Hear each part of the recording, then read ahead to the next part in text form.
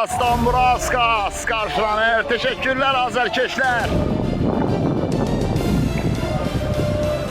Qələbənin mimarı.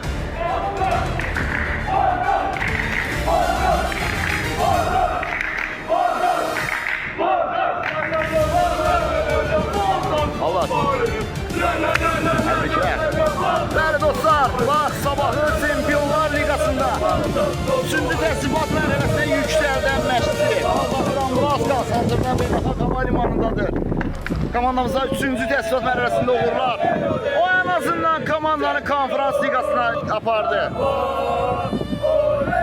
Dambraskasın özünə də çox xoş oldu bu məqam.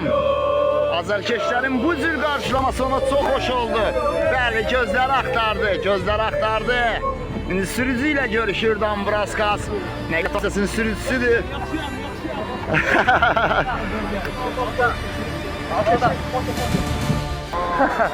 Miches, Soylens Miches. Bəli dostlar, məhz Miches'in forması mənim əlimdədir. Təbriklər. Sağ ol. Bakılı balası Miches. Təbrik edirik qardaşlar. Və Tellur Mütəllimov. Tellur təbriklər. Təsdiqat mərhələsində uğurlar arzuluyor.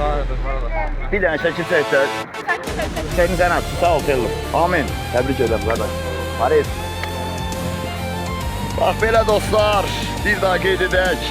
Ölkəmizi Çempionlar Liqasında təmsil edən Sabah futbol klubu ölkəmizə qayıtdı. Teşekkür edirik, təbrik edirik Sabah azərkeşlərini. Aramızda solda biz Sabah azərkeşləri də görürlər, amma təəssüf, bir daha təəssüf silə bildiririk. Nə CBC Sport, nə İdman televiziyası, nə ümumiyyətlə kanalları, xəbər portalları, heç kim burada olmadı.